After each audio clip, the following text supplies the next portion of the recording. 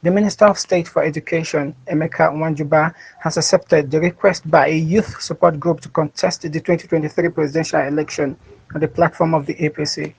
The group had earlier picked the expression of interest form on his behalf and the APC presidential nomination form at the rate of 110 million naira. The Minister of State says he will duly represent Nigerian youth if and when he scales through. In making this contribution, it is their desire that they will have a regenerated Nigeria, a regeneration by a forward generation and a breed of political workers.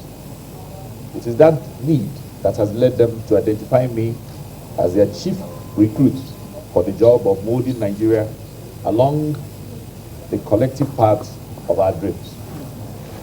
They have gathered resources from every part of the country and purchased the form for which the APC will nominate a candidate to fly his flag in the presidential elections come February 2023. They have now presented me with this form. I now solemnly accept to run.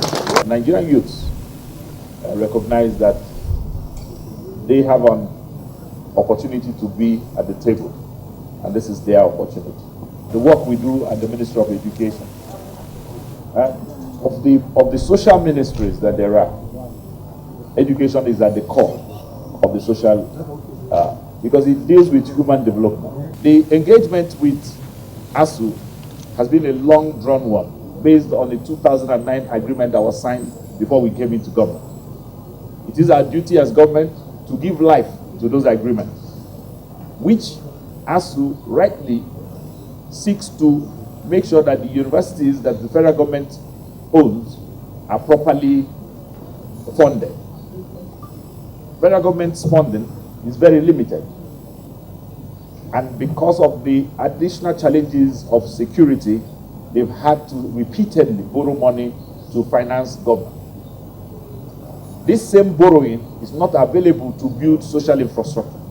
It is only available to build infrastructure that government can get returns from, railways, all those kind of things. To borrow and pay people is not normally what World Bank or other institutions borrow money for. However, federal government has continued to contain this and pay the salaries that are due. The costs of some of the items that are in issue include the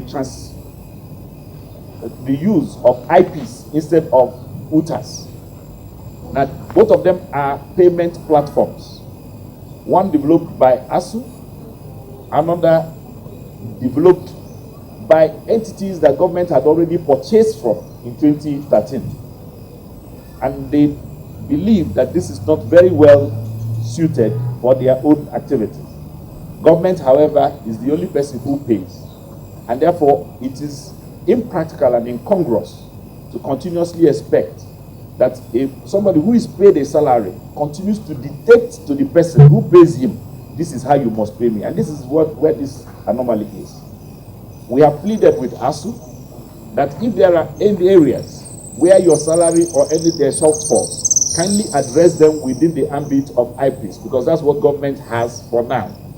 We are not yet at the point where government takes a decision to convert to a different application. Since you've been earning salaries on these IPs, continue to earn the IPs while our children are in school. Why they have chosen to go on strike over this is something that neither you or I can explain.